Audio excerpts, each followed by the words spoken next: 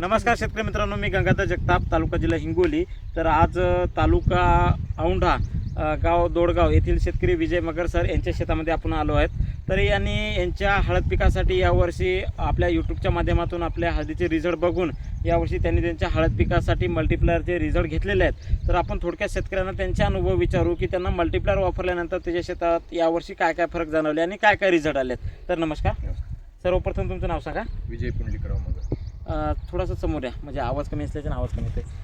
नाव सांगा. विजय पुंडलिकराव मगर. आता यावर्षी तुम्ही जवळपास आपले यूट्यूबचे व्हिडिओ बघून मल्टीप्लायरचं मागणी केली आणि या शेतामध्ये तुम्ही जवळपास 3 एकरासाठी वापर केलेला आहे. तर यावर्षी मल्टीप्लायर कधीपासून सुरुवात केली, कशी केली आणि आतापर्यंत याच्यामध्ये काय रिझल्ट आले? मल्टीप्लाय बीज प्रक्रियेपासून सुरुवात केली आपण. त्याच्यानंतर दुसऱ्या वेळेस एका महिन्याच्या नंतर 20 दिवसाच्या आत तुम्ही जसं सांगितलं होतं त्या पद्धतीनं दुसरी ड्रिचिंग केली. हां, तर आणि त्याच्या बाद आता पुन्हा एक ड्रिचिंग केली. म्हणजे तुम्ही आता प्रत्येक महिन्याला एका एकरला 1 किलो एका एकरला किलो या पद्धतीने ड्रिचिंग करत आहात. तर जवळपास तुम्हाला मल्टीप्लायर वापरल्यानंतर तुमच्या शेतामध्ये काय फरक जाणवले? फरक म्हणजे काय, आता पानाची जाडी आपण पाहता याची जवळपास पानाची जाडी चांगली, पुन्हा याची ग्रीनरी चांगली. आता आमच्या बाजूला पण हळदी आहे, त्या हळदीपेक्षा याची ग्रीनरी चांगली, पानाची जाडी चांगली आणि फुटवा पण आता सुरुवात झाली आमच्या हळदीला. सुरुवात झालेली आहे. तर मल्टीप्लायर वापरल्यानंतर तुम्हाला असं काय वाटतं की मल्टीप्लायरचे इतर शेतकऱ्यापेक्षा चांगले रिझल्ट आपल्याला मिळाले आहेत? आता तुम्हीच आता येताना पाहिले, आमच्या बाजूला पण हळदी आहेत. आमच्या हळदीसाठी गाव एक ओळखले जाते आजूबाजूच्या परिसरामध्ये. दुसऱ्याच्या हळदीमध्ये आणि आपल्या हळदीमध्ये कलर मध्ये खूप मोठा फरक आहे आणि पानाची जी साईज आहे त्या पानाच्या साईज मध्ये एक फरक आहे. दोन गोष्टीमध्ये खूप मोठा फरक आहे. आणि सर, याला जो लागलेला खर्च आहे हे तुम्हाला खूप मोठा वाटतो का? नाही, खर्च काय, हळदीचं पीक हे खर्चिकच आहे.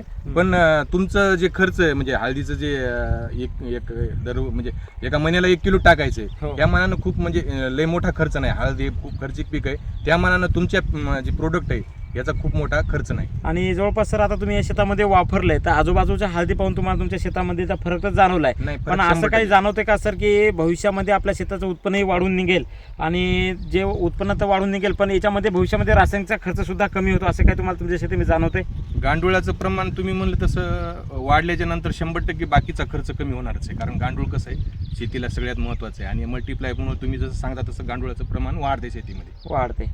तर मल्टीप्लायर वापरून तुम्ही आनंदी आहात? हा, एकदम 100%. तर शेतकरी मित्रांनो बघू शकता, जवळपास यांनी गेल्या वर्षीचे जे रिझल्ट आहेत त्यांचे यूट्यूबला उन्हाळ्यामध्ये व्हिडिओ बघितले आणि जवळपास 2 ते 3 महिने सलग त्यांनी व्हिडिओ लगातार बघितले आणि एक दिवस त्यांनी जूनमध्ये त्यांच्या गावामध्ये मला बोलवले आणि त्यांनी त्यांच्या घरी मल्टीप्लायरबद्दल मार्गदर्शन घेतल्यानंतर त्यांनी काय केलं, त्यांच्या शेतामध्ये जवळपास त्यांनी पहिलंच वर्ष होतं पण त्यांनी डायरेक्ट 2 ते 3 बॉक्स घेतले होते.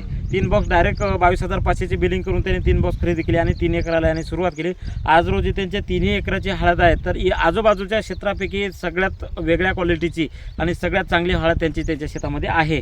तर अधिक माहितीसाठी संपर्क करा गंगाधर जगताप. धन्यवाद.